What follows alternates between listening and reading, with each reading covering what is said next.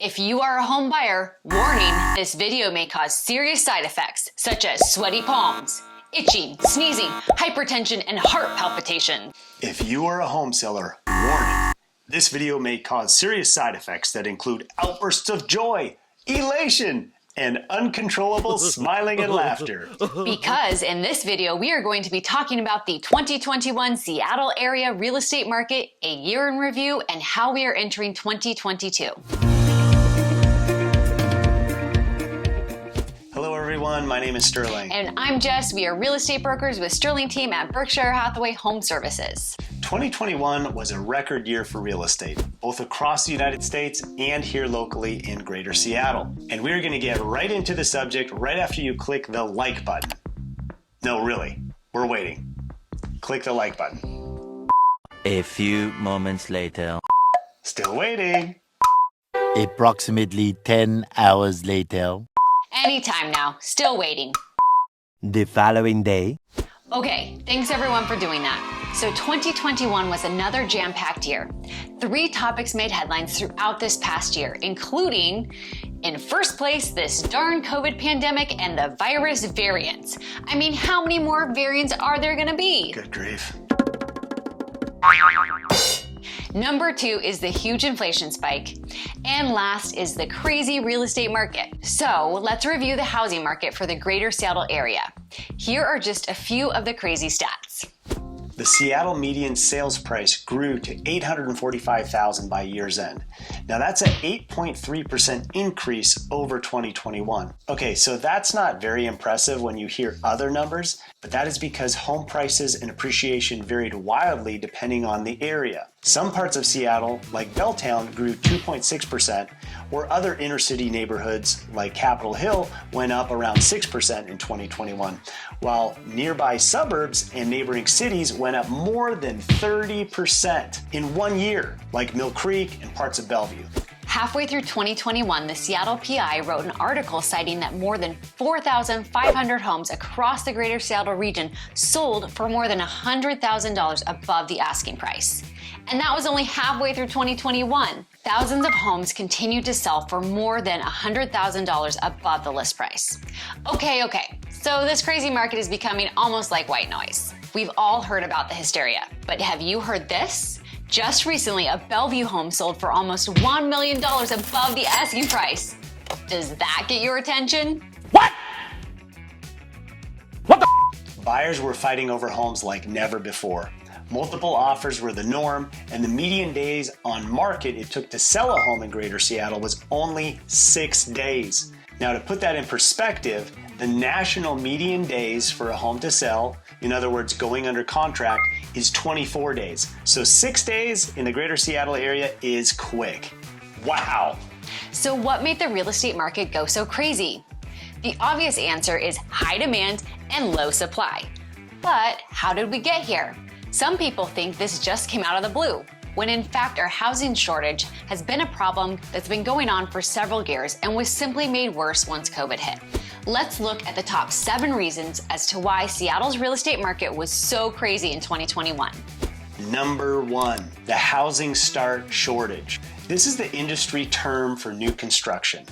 Home builders are not keeping pace with the need and demand for housing. In fact, new construction has lagged in the years since the Great Recession, despite a continuously growing population. While there was too much housing supply that led to the 2008 housing bubble and Great Recession, the opposite problem has now occurred.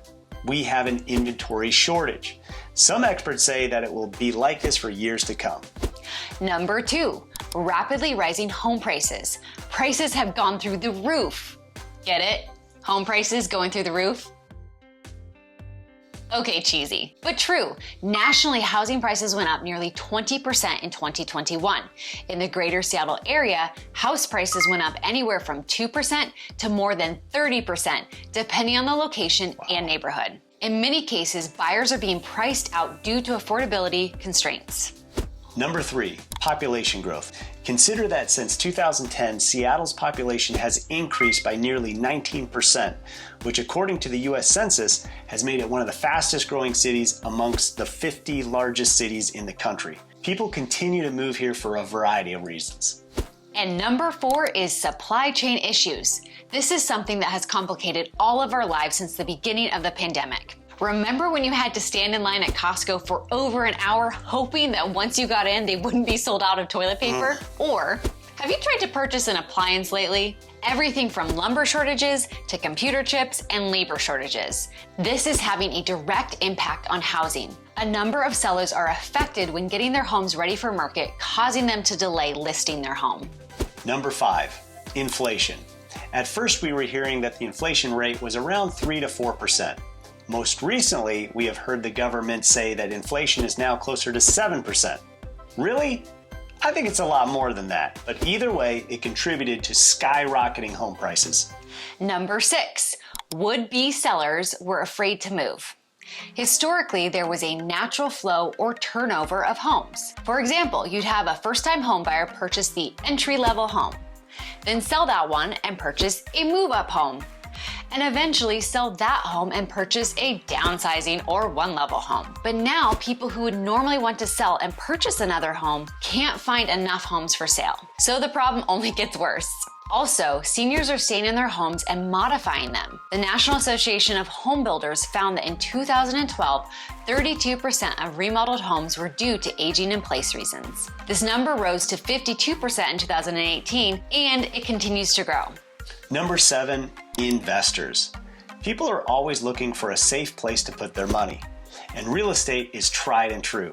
According to a Gallup poll in 2021, 41% of people believe that real estate is the best long-term investment, up from 35% in 2020. So housing continues to remain a very popular choice amongst investors. Whether a first-timer or a seasoned pro, Seattle continues to capture the interest from landlords, especially for long-term appreciation, which only contributed to Seattle's inventory shortage last year.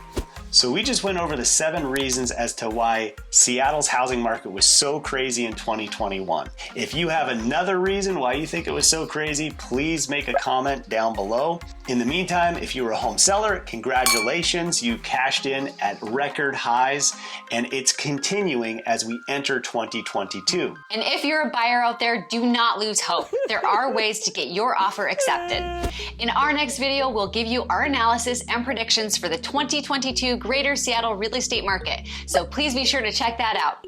Thanks for watching. If you like this type of content, please consider subscribing. Bye for now.